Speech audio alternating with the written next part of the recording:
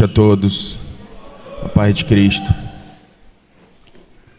Vamos fechar os nossos olhos, vamos fazer uma oração. Eu quero começar orando nessa noite, pedindo que o Espírito Santo fale conosco. Pai, nós precisamos do Senhor, precisamos da direção do Seu Espírito, somos completamente dependentes daquilo que o Senhor pode fazer, daquilo que o Senhor quer fazer em nós e através de nós. Então que essa noite seja uma noite de revelação, que aquilo que ainda está obscuro ao nosso entendimento receba a luz, o nosso entendimento receba a luz que vem do Senhor, a revelação que vem do Senhor, para que nós possamos nos mover debaixo da orientação do Senhor. Jesus, que o Senhor mude o nosso coração e como resultado, o nosso comportamento ele possa acompanhar aquilo que nós desenvolvemos e recebemos do Senhor de novo, em nome de Jesus. Fala conosco, em nome de Jesus. Amém. Glória a Deus. Boa noite. Pode aplaudir Jesus. Aleluia. Boa noite a todos. A paz de Jesus. Amém. Vocês estão bem? Maravilha. Bom, hoje é o nosso último culto no mês de janeiro.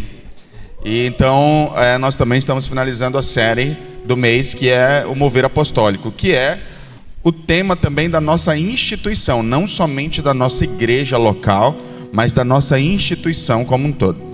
E aí eu até senti agora no Espírito para falar, caso alguém está frequentando aqui há algum tempo e não conhece a estrutura da igreja, só explicar de maneira muito simples como é que funciona. Nós não somos uma igreja independente. A IDPB Reviver, ela é uma dentro de um corpo. A IDPB ela é uma instituição com mais ou menos 200 igrejas. E a IDPB é uma dessas igrejas. Então, quando eu falo que o tema é da nossa instituição, eu estou dizendo que é o tema dado por Deus, pelo Espírito Santo, à nossa liderança, os nossos pastores presidentes, para todas essas igrejas. Para as 200 igrejas, fora as congregações que existem. Por exemplo, uma igreja pode ter mais... Por exemplo, a igreja Monte Carmelo, ela tem 14 congregações, um exemplo. E aí eu estou orando para abrir nossa primeira, em nome de Jesus. Nossa primeira congregação, eu oro para que Deus levante aqui pastores, missionários, homens e mulheres dispostos a entregar a sua vida ao reino. Portanto, é um mundo de igrejas e nós não somos um corpo individual, nós fazemos parte de um todo. E isso é um privilégio para nós. Então, quando eu digo que o Mover Apostólico é o tema da IDPB, eu estou falando que é o tema dessas 200 igrejas, e todas essas igrejas e pastores, nós estamos nos movendo debaixo dessa orientação do Espírito. E hoje, como não dá para passar o ano todo meditando em um único tema, então, orando ao Senhor, pedindo orientação ao Espírito Santo, nos foi dado a direção de falar no mês de janeiro sobre esse tema, embora os temas que virão, eles tenham alguma correlação com essa temática. Então nós vamos passar o ano meditando mais ou menos nesse processo de uma igreja apostólica que se move dentro do fundamento dos apóstolos. E hoje, depois de algum tempo orando, estive buscando o Senhor, sempre quando chega na última mensagem do mês, eu tenho uma dificuldade pessoal de tentar definir o que é importante para finalizar uma série. Normalmente é uma briga, é uma guerra que eu tenho dentro de mim. Mas o Senhor, Ele foi muito claro quando eu estava orando, acho que na quarta-feira pela manhã, me ajoelhei onde eu sempre oro, e o Senhor falou ao meu coração de uma maneira que pareceu muito clara para mim, que era o que Ele queria tratar, que é o propósito como caminho para a santificação. E eu explico o porquê. Antes de eu entrar na mensagem propriamente dita, deixa eu explicar e dar contexto para você o que o Senhor falou no meu coração. Primeiro, quando eu olho para a Bíblia e eu olho para a igreja primitiva, a primeira igreja fundada, quando eu falo isso eu estou falando da igreja de Atos, eu vejo uma igreja que se movia pelo propósito. Eles tinham uma missão. Dentro dessa missão se desenrolavam outras coisas. O sobrenatural de Deus, a santificação, dentre outras coisas, milagres, manifestações poderosas. Então, mas o foco era continuar aquilo que Jesus havia iniciado. E nessa caminhada, muitas outras coisas iam sendo acrescentadas, iam sendo transformadas. Bênçãos muitas vezes chegavam, mas essa igreja estava o tempo todo em movimento em direção ao propósito e à missão. E aí, quando eu estava orando, o Senhor falou ao meu coração o seguinte: tem muita gente que não vive o seu propósito porque não se sente apto para fazer isso, como se santificação fosse algo à parte do propósito. Seria algo assim: eu só posso viver o propósito quando eu realmente me santificar. Só que isso é muito enganoso, isso não é bíblico. Na verdade, você aceitar o chamado de Deus para a sua vida é parte do processo de santificação. Significa dizer que a santificação que você busca, ela não vai acontecer até que você decida se envolver com o reino. Vencer aquele pecado, vencer aquelas tentações que te visitam regularmente, vai acontecer a partir do momento que você disser: Deus, me usa e eu vou agora. Mostrar biblicamente por que isso acontece dessa maneira e mostrar que é dessa maneira, biblicamente. Então, para isso, eu quero que você abra sua Bíblia aí em João, no capítulo 17, no verso 19. Diz assim o texto. Vou esperar um pouquinho você aí, aqueles que vão ler em suas próprias Bíblias.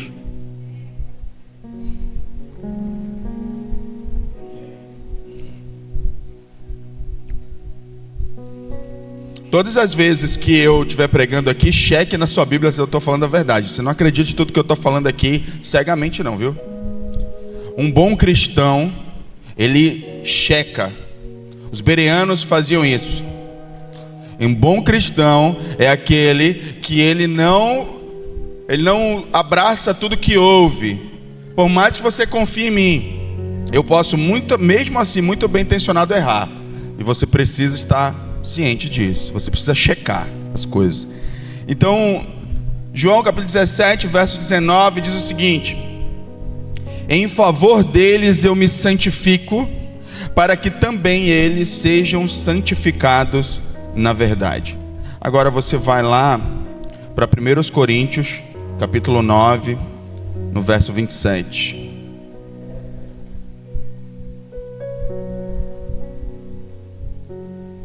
Diz assim o texto: mas esmurro meu corpo e faço dele meu escravo, para que depois de ter pregado aos outros, eu mesmo não venha a ser reprovado.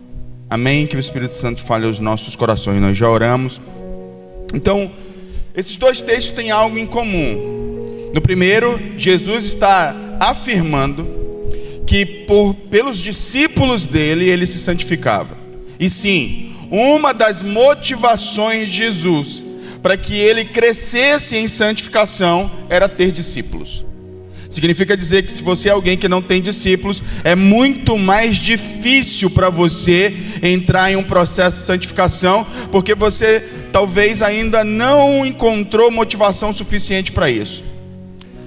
Lógico que se a gente falasse de mundo ideal, Cristo deve ser a nossa motivação principal. Mas a maioria de nós vai seguir um processo. Se o próprio Filho de Deus tinha como motivação ter discípulos pelos quais ele se santificava, o que dirá nós, meros mortais? Quando nós temos alguém que olha para a gente como referência, que a gente entende que se a gente tropeçar, se a gente falhar, a gente também vai falhar com essas pessoas, isso gera um nível de responsabilidade muito importante para nosso processo de santificação.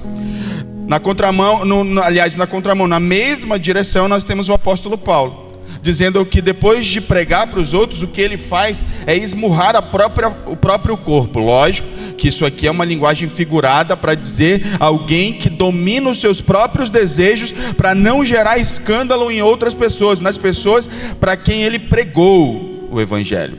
Isso também é processo de santificação. Então perceba nesse texto que quanto mais eu me envolvo com o propósito, maior minha probabilidade de me santificar.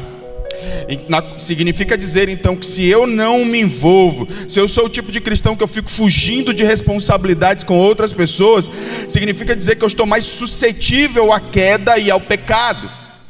E é o que tem acontecido, a gente percebe isso na prática. Eu não sei vocês, mas eu gosto muito de estatística, eu gosto de pesquisas, eu sou muito observador nesse sentido. Então eu fico percebendo que boa parte dos cristãos, os que caem no pecado, que voltam para o mundo, são aqueles que decidiram não cumprir propósito. E às vezes, infelizmente, é questão de tempo. Por mais bem intencionado que seja esse cristão, ele vai perdendo o prazer pela coisa. Ele vai ficando desanimado, desinteressado. Por quê? Porque cumprir propósito é parte inerente do processo de crescimento cristão. Não é uma coisa à parte, exclusiva para cristãos especiais. É para todo aquele que quer agradar o coração de Deus. Então, e a gente vai perceber biblicamente que não é algo opcional. Na verdade, o chamado não é algo que a gente escolhe, é algo que é Deus quem escolhe a gente. Quando Ele nos salva, automaticamente Ele já tem um plano para cumprir nas nossas vidas. Você não vê Deus perguntando para Moisés: Moisés, tem um plano para ti, por um acaso tu está interessado? Ele diz: não, você vai fazer isso. Ele faz isso com Moisés, Ele faz isso com Elias, Ele faz isso com Eliseu, Ele faz isso com Jonas, que é o fujão. Não importa com quem, Ele vai lá e determina, porque propósito é isso. É Ele quem determina. Nasce no coração dele, não no coração do homem. E se nasce no coração dele, significa dizer que tem um motivo pelo qual Ele te escolheu, e que quando você renuncia ou você rejeita isso, você também está rejeitando a vontade de Deus para a sua vida. Portanto, é importante entender isso, porque muitas vezes a gente entende santificação como um processo de autocontrole apenas. Não, eu vou me controlar aqui, para eu não pecar, para eu não fazer o que desagrada a Deus. Só que eu te garanto, irmãos, esse estilo de pensamento e esse estilo de vida não se sustenta a longo prazo. Você consegue viver 1, 2 anos. A partir do 2º ano a coisa vai ficar difícil se você só quiser se autocontrolar.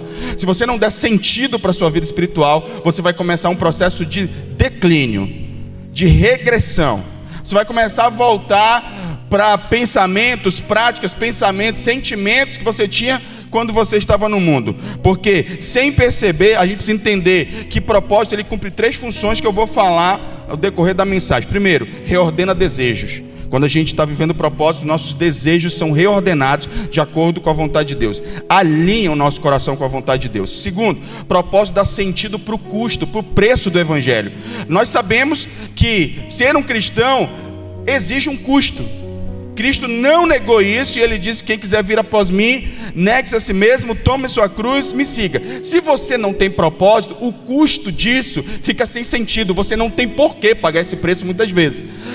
Por mais que você entenda assim: não, é pela minha salvação, isso vai se perdendo ao longo dos anos, já que você não está envolvido com nada eterno, nenhum propósito eterno. Então isso ajuda a dar sentido a esse preço espiritual que a gente tem que pagar na vida cristã. E o propósito ele dá contexto para você ser perseverante. Eu vou falar sobre esses 3 aspectos para que a gente entenda como é importante cumprir propósito na vida cristã.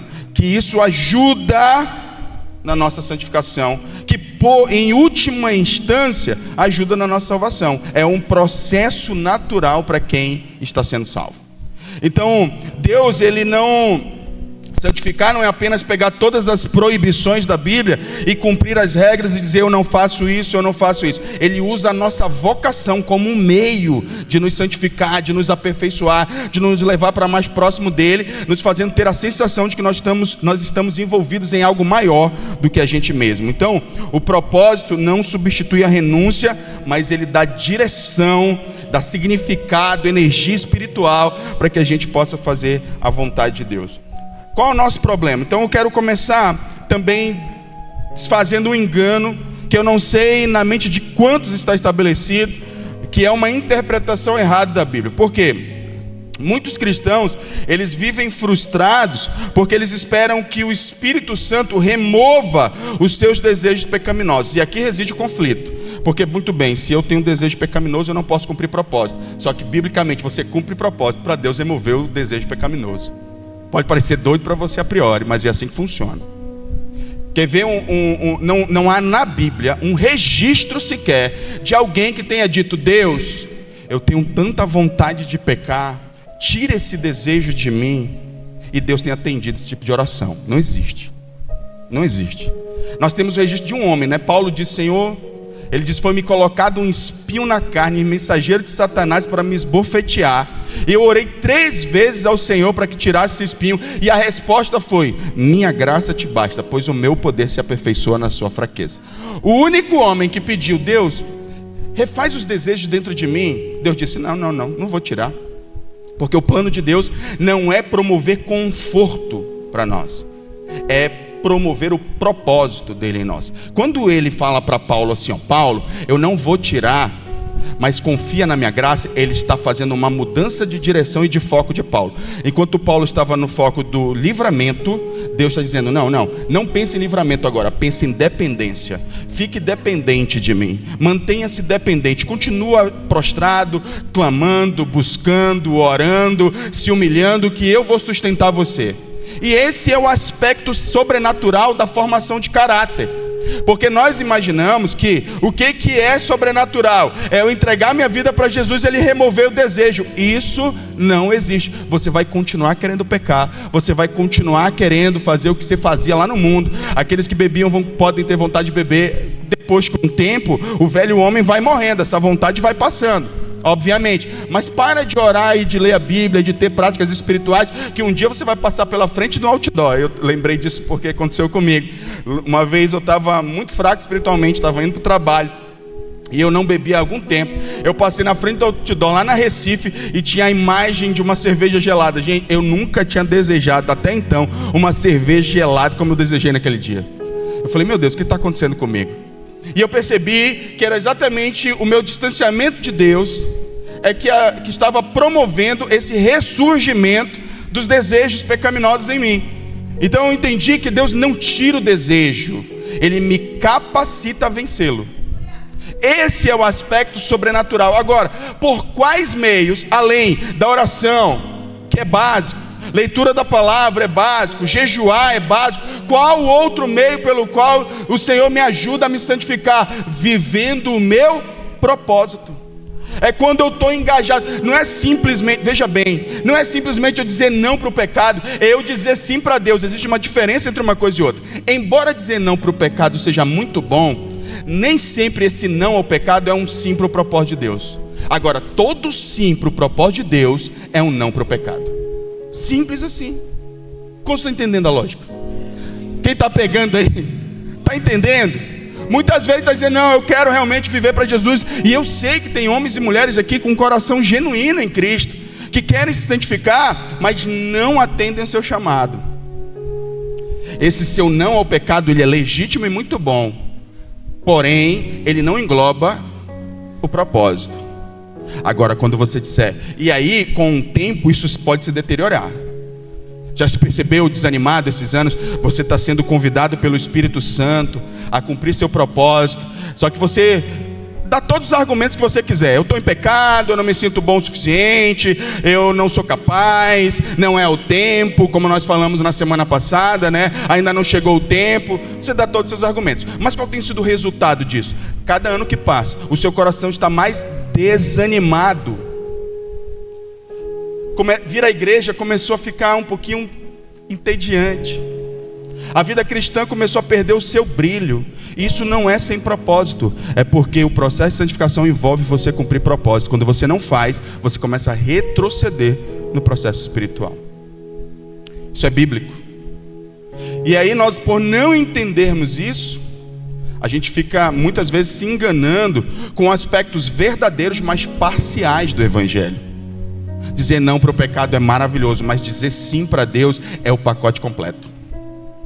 Esse é o pacote completo. Dizer: Deus, faz o que o Senhor quiser na minha vida. Porque veja bem, quando você se entrega nesse nível, você está deixando Ele governar. Quando você está dizendo não para algo que desagrada a Deus, mas também não para outra área da sua vida que agradaria a Deus, você ainda está no controle. Deus Ele quer governar a nossa vida totalmente. Então, o que acontece quando a gente converte? Começa um conflito, né? Entre os nossos desejos. É curioso, porque quando a gente estava morto no pecado, não havia conflito. Paulo diz isso lá em Romanos 7, inclusive. Quando eu não conhecia a lei, o pecado estava morto. Mas a partir do momento que eu conheci a lei, O pecado viveu e eu morri. Paulo diz isso, é uma loucura esse texto. E é o que acontece com a gente. A gente está ali no mundo, a gente é convencido pelo Espírito Santo que a gente precisa mudar de vida. E esse é o aspecto sobrenatural da salvação. Porque se pergunta assim, se eu tiver que fazer renúncias, onde é que Deus entra nesse processo afinal? Entra em te convencer que você precisa ser transformado. Entra em te convencer que você é pecador. Entra em nos convencer que nós precisamos dele. Essa ação não partiu de nós, partiu dele. Agora, a partir daí nós temos que começar a fazer escolhas. E por que que Deus escolheu que fosse assim? Porque, veja bem, querido, a renúncia é a expressão de fé. Em formação de caráter, o milagre é a obediência. Não é ele tirar o desejo de você, o milagre é você obedecer. O milagre é você dizer sim para Deus. O milagre é você deixar Ele governar a sua vida. O milagre é você aceitar o fato de que existe uma lei que opera em você, na sua carne, mas existe uma lei oposta à qual você precisa se submeter voluntariamente. E você diz, Senhor, eu estou aqui, eu me submeto. Nem que para isso eu tenho que chorar noites para me ver livre do pecado e aceitar o seu chamado. Isso é fé. Inclusive, quando a gente lê lá em João capítulo 14, no verso 21, Deus escolheu não remover o desejo intencionalmente, para que nós pudéssemos dar uma resposta de obediência a Ele. Olha o que ele diz em João capítulo 14, verso 21.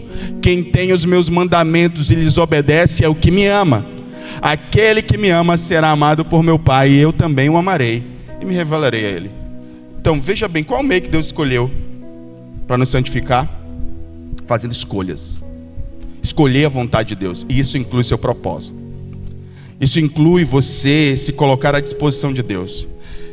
Deixa eu colocar isso aqui de maneira muito clara, porque se eu tenho um público de 200 pessoas, eu tenho pessoas em diferentes níveis de vida espiritual.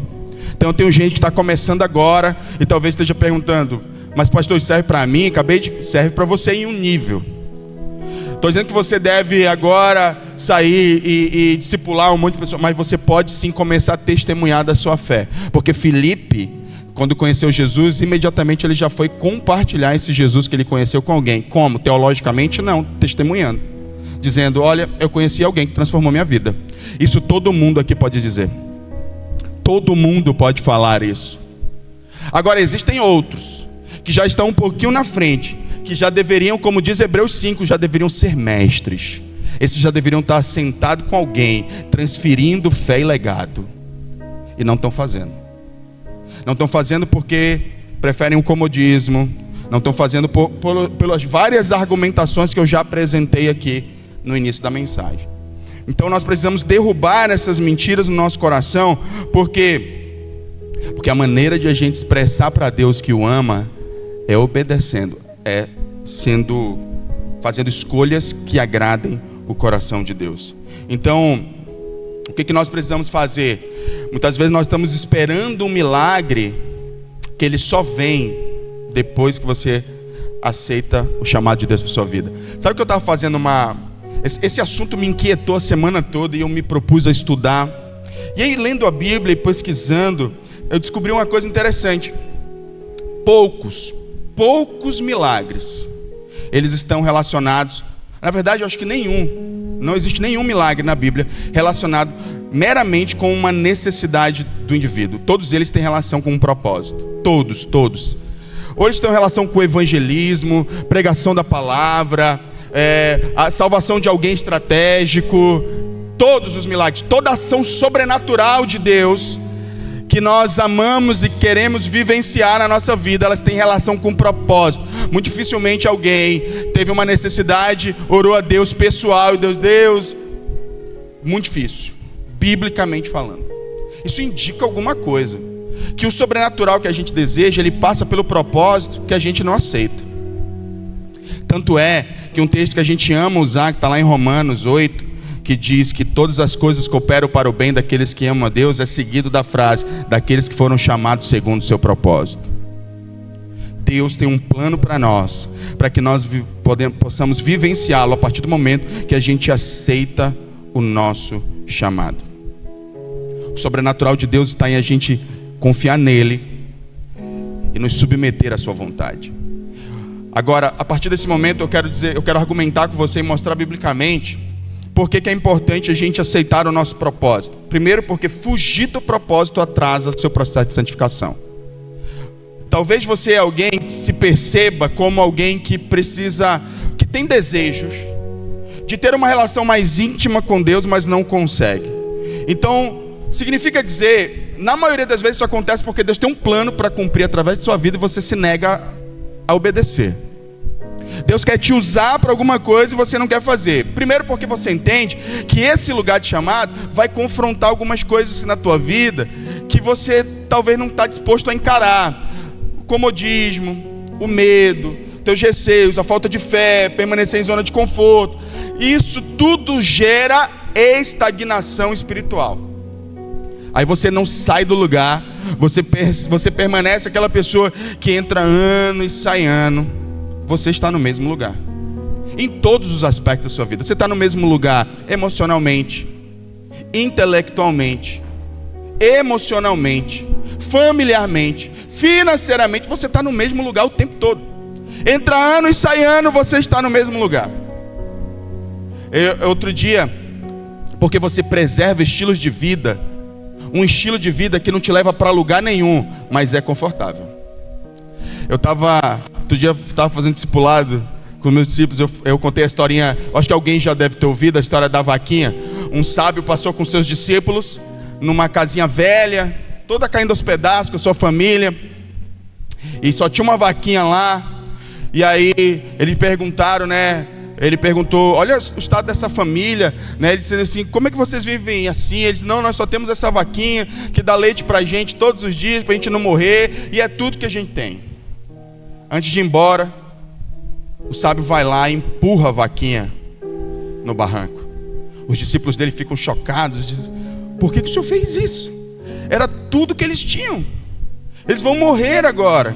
O sábio não respondeu nada, eles foram embora. Algum tempo depois, eles voltaram no mesmo lugar. E a casa era mais bonita, já tinha uma outra realidade estabelecida. E perguntaram dele o que havia acontecido com a família que morava lá. Ele disse, não, um dia aconteceu um acidente com a nossa vaquinha, nós não sabemos como, ela morreu, caiu no barranco e morreu. Nós fomos forçados a ter que trabalhar, arar a terra, nós fomos forçados a aprender novas coisas que nós não sabíamos, e isso nos levou para esse lugar de prosperidade. A grande verdade é que tem gente que não sai da zona de conforto porque ama a sua vaquinha. Aqui. Ama aquele lugar de conforto. A zona de conforto é maravilhosa, só tem um problema nela. Não acontece nada lá. Nada de novo. Então fica aí, ou tu morre abraçado com a tua vaquinha, ou tu empurra ela no barranco. Hoje teve um discípulo que botou lá no nosso grupo, eu estou empurrando a minha vaquinha. Eu falei, amém. E eu estou doido para ver o que Deus vai fazer na vida dele, depois dele ter empurrado a vaquinha dele. Eu acredito que Deus vai fazer coisas grandes. A gente tem que ter coragem, tem que ter fé de se livrar, de se desprender daquilo que é confortável, mas é medíocre. É confortável, mas é medíocre. Deus não te chamou para viver em mediocridade, Ele te chamou para você viver em prosperidade. E não entenda isso de uma maneira equivocada. Você sabe que eu não prego essa prosperidade que muita gente prega por aí. Embora eu acredite sim que Deus abençoe a gente financeiramente, mas prosperidade bíblica não envolve apenas dinheiro, mas envolve também. E Deus quer te prosperar. Mas para isso, meu irmão, você tem que empurrar a miserável dessa vaquinha que te prende e que faz você sentir que está tudo bem. Porque o grande problema nesse caso é você se prender a resultados que dão certo, ao invés de você almejar resultados extraordinários. Você quer conforto ao invés de crescimento. Não dá para ter as duas coisas. Ou você cresce ou você fica confortável. Tem e aí eu vou falar para quem gosta de dinheiro, né? Não que eu não goste, obviamente que é uma benção. Mas tem um cara chamado Flávio Augusto. Ele é nada mais, nada menos que o criador, o fundador da Wizard, escola de inglês. O cara é multimilionário. E outro dia eu estava ouvindo ele falar num podcast. Ele disse assim, olha, a verdade é que grandes coisas, elas vão ter que produzir. Acho que foi até tu que colocou no teu status, não foi? O Vinícius bota direto esse negócio aí. Quer ser rico? Ele vai ser rico em nome de Jesus.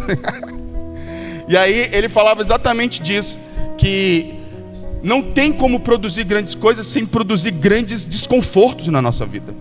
Essa é a verdade. Isso é verdade para o reino espiritual.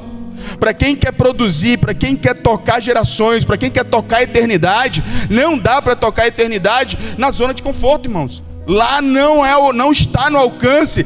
A zona de conforto não alcança o eterno, não alcança o sobrenatural, não toca o que é poderoso, só toca o que é medíocre. E Deus está chamando para sair daí, para esse lugar de mediocridade, para você viver o plano de Deus para sua vida. Então, é aceitando isso que nós vamos viver, aceitando o propósito de Deus na nossa vida, porque o processo de santificação é participação no propósito de Deus e não autoaperfeiçoamento. Eu vou melhorar a mim mesmo. Não, querido, santificação é você estar envolvido com alguma coisa maior que você. É quando você diz sim para algo que está além de você mesmo. Aqui as coisas acontecem no reino espiritual, pelo menos para os cristãos funciona assim. 1 Pedro, capítulo 2, do verso 9 ao 12, diz o seguinte, 1 Pedro: vocês, porém, são geração eleita, reino de sacerdotes, nação santa, povo que pertence a Deus, ele define identidade e depois define propósito. As coisas não andam separadas. Essa ideia de que eu sou filho, mas não faço nada, ela não encontra amparo bíblico. Porque todo filho, todo que é geração eleita, todo que é reino de sacerdote, todo que é nação santa, todo povo que pertence a Deus, existe para anunciar as grandezas daqueles que o chamou das trevas para a sua maravilhosa luz. Alguém que é nação santa? Alguém que é povo de propriedade exclusiva de Deus? Então você nasceu para anunciar as grandezas de Deus. Você nasceu para isso, você existe para isso. Você não nasceu para um vazio. Não é um sim para o nada, é um sim para um propósito: anunciar as grandezas de Deus. Quando isso aqui fica claro para a gente, dizer não para o pecado ganha outra conotação. Porque primeiro passa a ser coerência de vida. Não é simplesmente você querendo seguir as regras, é você querendo ser coerente com as escolhas que você fez. Eu escolhi viver para Jesus e eu quero ser coerente com essa escolha. Eu não quero mais o pecado na minha vida, eu não quero mais aquilo que me atrasa na minha vida.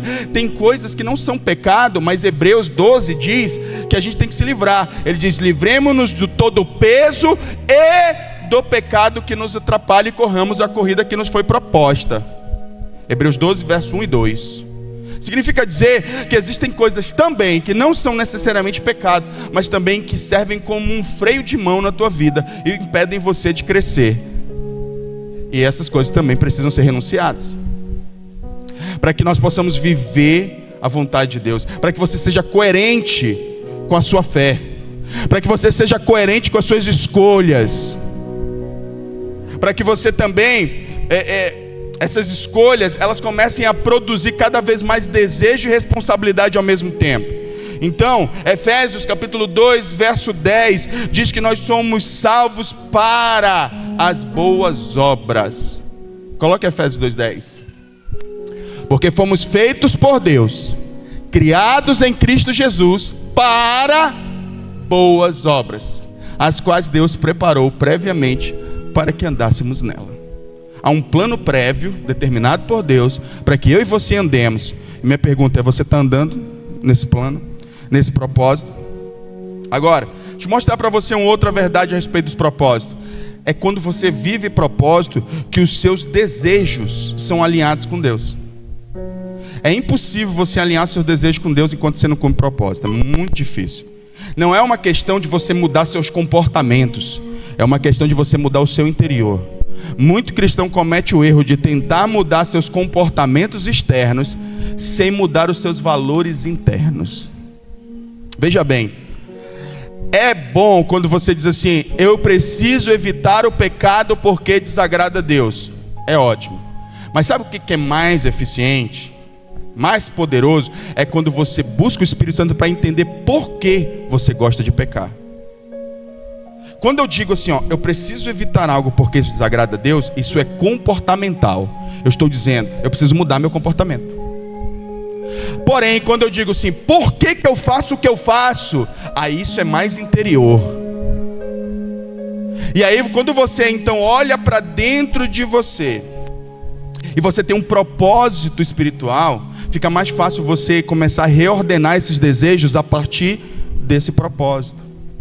Mas se você não tem propósito, você acaba vivendo aleatoriamente. Porque a grande verdade é o seguinte, que uma visão de propósito no reino expulsa tudo aquilo que não colabora com esse propósito que Deus colocou no teu coração. É mais fácil fazer renúncias. É mais fácil. E eu estou dizendo, estou falando, a quem vos fala é alguém que viveu isso de perto. Você pode pensar assim, eu já contei isso outras vezes, vou contar novamente. A minha vida ministerial não começou com perfeição, pelo contrário. Quando eu comecei a minha vida, minha caminhada, meu chamado ministerial, eu tinha uma série de pecados vigentes na minha vida. Só que não eram pecados que eu queria manter, eu não conseguia tirar. Eu não conseguia renunciar simplesmente porque eles eram muito fortes dentro de mim. E era da área sexual. Então eu me propus teve um momento que a culpa me consumia até o ponto que eu pensei, eu preciso deixar isso aqui, que eu não posso fazer a obra de Deus dessa forma. Mas eu fui convencido pelo próprio Espírito Santo a perseverar e continuar buscando liberdade. E eu comecei a perseverar. E comecei a buscar o Senhor, e comecei a ter mais relacionamento com Ele, comecei a deixar Ele me usar, eu começava a olhar, e aí às vezes, quando eu comecei a pregar no púlpito, foi uma experiência maravilhosa. Primeira vez, assim, maravilhosa no sentido para mim pessoal, porque eu pregando foi um desastre, foi horrível. Eu preguei 5 minutos e não consegui falar mais nada depois. Mas, eu contei meu testemunho depois. É o que todo mundo faz quando não tem mais o que dizer no púlpito. Mas, a nível pessoal, foi algo assim, falei, cara, Deus quer me usar. Isso foi um combustível para eu olhar para esse pecado e dizer, cara, eu sei que isso aqui vai me frear. Eu sei que isso aqui vai me parar. Mas quer saber? Eu não vou abrir mão do chamado porque eu tenho um pecado vigente. Eu vou lutar até que o pecado saia e eu vivo o meu chamado. E assim foi. Eu lutei com todas as forças, com armas espirituais, não com as minhas forças. Eu lutei. O que é lutar para mim? O que é lutar? O que foi lutar para mim, para você entender? Lutar foi o seguinte, acordar todo dia de manhã e orar. Eu tinha dificuldade de fazer devocional, eu tinha dificuldade de ter vida espiritual, eu tinha dificuldade de ler a Bíblia, de ter constância, de ter, sequência nisso. Era muito difícil, a minha vida era aleatória, eu vivia de maneira bagunçada. Eu amava Jesus de verdade, mas não fazia ideia do que era ter uma vida organizada espiritual. E aí eu falei, eu fui entendendo que para eu ser liberto do vício da pornografia, do vício do pecado da imoralidade sexual, eu precisava me expor a Jesus.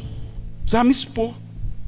E aí, quando eu entendi isso, eu falei, tudo bem. Eu lembro da frase que Deus disse para mim, disse assim, libertação não é um fim em si mesmo. O dia que Ele falou isso para mim, eu falei, peraí, eu estou a todo custo buscando ser liberto há muito tempo e não consigo. Por quê?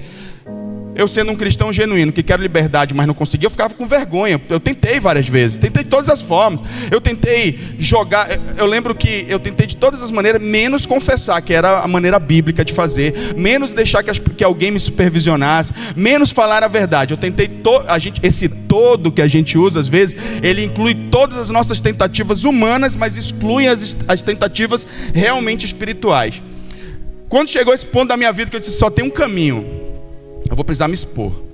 Alguém vai saber que eu sou um líder que vive na prática da pornografia. Alguém vai ter que saber disso. E alguém soube. E eu fiquei morrendo de vergonha.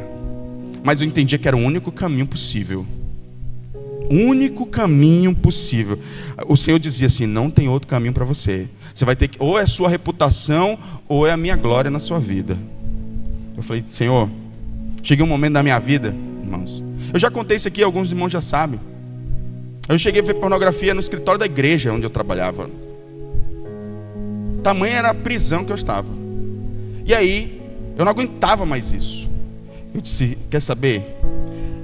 Eu ficava assim, eu vou perder tudo. Até que o dia o Espírito Santo disse, meu filho, você já perdeu tudo. Você está na prática do pecado, você já perdeu tudo. Você quer perder mais o quê? Você está esperando perder mais o quê? Eu falei, quer saber? Tô nem aí, eu vou chutar o pau da barraca. Seja o que Deus quiser, eu vou falar a verdade. Cheguei lá, encontrei um irmão e disse, meu irmão, é o seguinte, a verdade a meu respeito é essa aqui. Eu sou um homem viciado em pornografia. Eu prego, eu já subi no púlpito em pecado.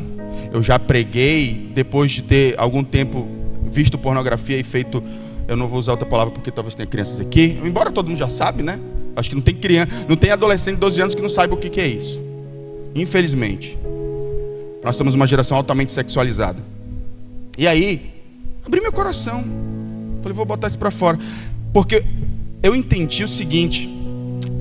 Todas as vezes que eu era convidado pelo meu pastor para pregar, e que eu olhava para o meu pecado, eu tinha duas escolhas para fazer. Eu falei, eu honestamente falei, pô, não vou fazer, cara, eu estou em pecado. Mas eu dizia assim, vou fazer o seguinte, eu vou me santificar. Naquela semana, eu buscava o Senhor, eu lutava contra o pecado, eu abandonava o pecado de todas as formas. E esses momentos, aí eu passava 2 semanas sem ver pornografia. O pastor me dizia assim, tu vai pregar daqui a tantas semanas. Então eu falei, daqui até lá eu não vejo pornografia. Eu ficava assim. E aí, depois que eu passava essas 2 semanas, assim, é possível, então eu vou manter. Eu passava mais uma semana sem ver pornografia e no final das contas acabava vendo de novo, voltando para o pecado. E aquilo estava me destruindo.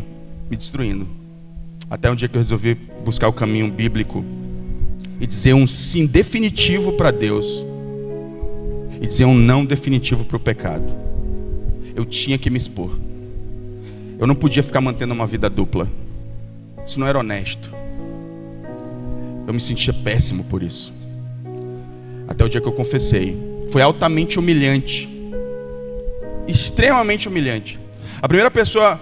Isso eu contar para alguém de fora, sem o fato que eu já tinha sido descoberto pela minha esposa. Graças a Deus que ela foi muito sábia. Ela olhou para mim e disse, meu bem, eu vou lhe ajudar. Ela não me julgou, ela não me condenou, ela me abraçou. Eu extremamente humilhado, envergonhado, porque ela havia descoberto. E aí começou minha caminhada por santificação. E eu não quero fazer disso teologia da experiência, mas eu estou fundamentando isso biblicamente. Hoje eu entendo que isso é um caminho bíblico. Que se eu não tivesse me exposto primeiramente, mas também aceitado o meu chamado, talvez eu fosse escravo do pecado até hoje. Até hoje o pecado me dominaria. E talvez eu pudesse até estar num banco de uma igreja, todo domingo após domingo, parecendo um cara legal, parecendo uma pessoa bíblica, um homem de Deus, só que na verdade não sendo. Eu não suportava lidar com isso. Eu espero que você não suporte também. Você decida por Cristo, não fugir dele. Eu decidi por Cristo. Eu falei, não vou sair daqui. Eu não arredo o pé. Se eu tiver que morrer, se eu morrer, eu não conseguir me livrar desse pecado, eu disse isso para Deus em oração.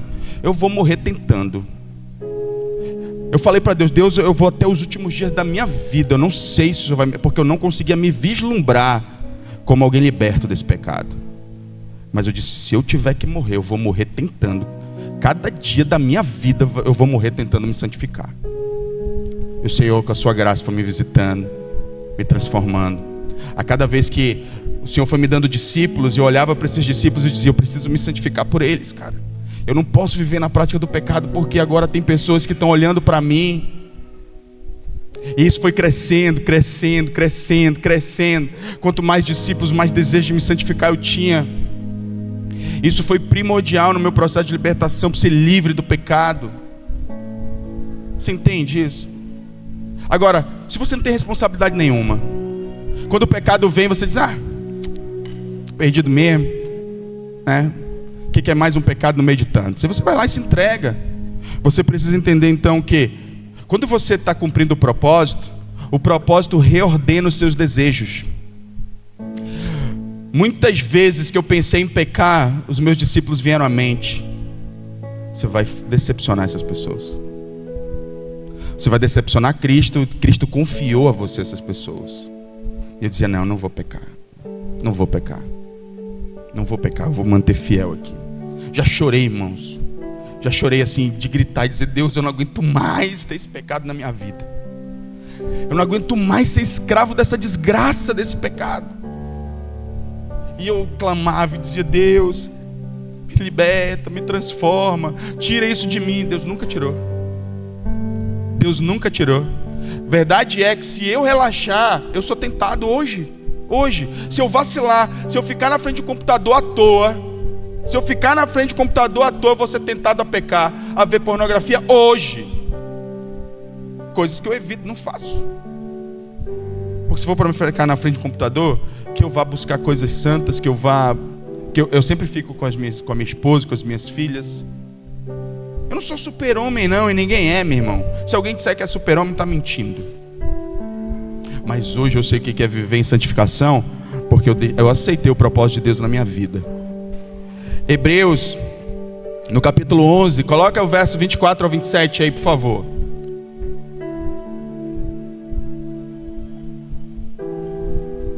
Pela fé, Moisés, já adulto, recusou ser chamado filho da filha do faraó, porque preferiu ser maltratado com o povo de Deus a desfrutar o prazer transitório do pecado. Sabe o que foi que fez Moisés mudar de ideia? A visão do propósito. Ele sabia que ele era do povo de Deus. Ele sabia que ele não podia escolher isso. Então, o que acontece? A visão do propósito, ela reprograma o teu apetite no presente. Então, todas as vezes que a minha carne pedia pecado, que eu lembrava que eu tinha um propósito, eu pensei, opa, peraí, eu tenho um propósito. Eu não vou negociar esse propósito por causa de um prazer momentâneo. E eu não estou dizendo que isso aconteceu da noite para o dia, não. Isso levou tempo, tá? Isso levou pelo menos 2 anos. Foram 2 anos de processo, de luta, de guerra. Mas eu disse, era o que eu queria para a minha vida, era o que eu queria. É o que você quer para a sua vida, é ser livre, é cumprir propósito. Então se propõe a passar pelo processo. Ele não é fácil, mas no final das contas ele vale a pena. E é isso que importa, é se vale a pena. E aí eu entro no outro ponto. Quando você faz isso, quando você tem um propósito, o preço tem um outro significado. Ajuda você a dar um motivo pelo qual você faz renúncias. Primeiro, porque você quer agradar a Deus. Segundo, porque você quer ser um instrumento nas mãos do Senhor. Aí você começa a se colocar na mão de Deus e dizer, Deus, eu quero que o Senhor me use. Você tem que começar. Você tem que começar essa luta. Não existe santificação sem guerra. Você tem que lutar, você tem que guerrear. Essa ideia de um evangelho confortável, onde Deus faz um milagre e me transforma, não existe, ela não é bíblica. Você não vai encontrar fundamentação bíblica para isso. E Deus não faz isso porque Ele é mau, Ele faz isso porque Ele quer formar o teu caráter, forjar caráter. E caráter é forjado por escolhas, não por milagres. Caráter é formado por escolhas, não por milagres. A gente está usando o milagre como caminho do conforto, para evitar a escolha. Não faça isso não. Use o milagre para cumprir propósito. E no que diz respeito ao seu caráter, faça escolhas, tome decisões, diga não para o pecado, diga sim para o propósito de Deus. É assim que funciona. Você tem que se entregar a Ele. Como estou entendendo o que eu estou dizendo? Daniel é um exemplo. Eu não vou ler o texto, mas até por conta do tempo. Daniel decidiu não se contaminar com as iguarias do rei. Um custo social, político, pessoal. Abre mão do prazer, porque ele tinha um propósito, porque ele tinha uma visão. Então nós podemos ver na Bíblia, Paulo, lá em Filipenses, esse texto eu quero ler, Filipenses capítulo 3, do verso 7 até o 11, diz o seguinte: contudo que para mim era lucro, para ser considerado como perda por causa de Cristo.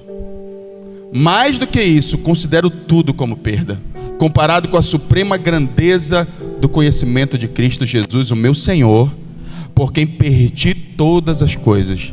Eu as considero como esterco para poder ganhar a Cristo. Essa é a visão de um homem que entendeu que o preço que se paga para ter Cristo é irrisório diante da recompensa. A recompensa é maravilhosa. 1 Coríntios capítulo 9, do 24 ao 27, coloca esse texto aí, 1 Coríntios 9. Esse aí nem estava, né? Mas coloca aí pra gente.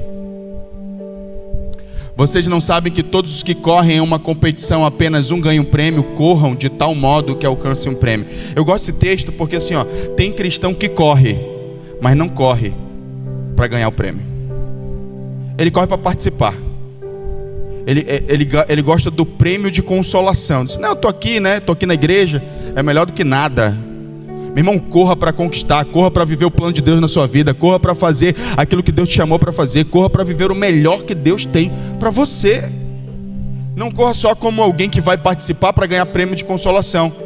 Corra com tudo que você tem, entregue tudo. Bom, o outro ponto que eu quero compartilhar com você é que quando você aceita viver o propósito de Deus para a sua vida, você troca o estilo de vida de gestão do pecado por visão do reino. O que é isso na prática? Você não fica ali o tempo todo evitando pecar. Você fica o tempo todo buscando saber como cumprir a vontade de Deus, e como resultado você não peca. Existe uma diferença enorme entre uma coisa e outra. Quando eu acordo todas as manhãs, eu pergunto: Deus, o que tem pra gente hoje? Como é que o Senhor quer me usar hoje? O que eu posso fazer hoje? Significa dizer que eu não preciso gastar tempo pensando: hoje eu não posso pecar, eu não posso fazer aquele pecado, eu não posso cometer tal pecado. Eu não preciso estar gerindo o meu pecado, ou qualquer pecado, se eu estou comprometido com uma visão. A consequência natural de você ter um propósito na vida é que você para de gerir pecado e você começa então a viver propósito. Você começa a ter uma visão de reino.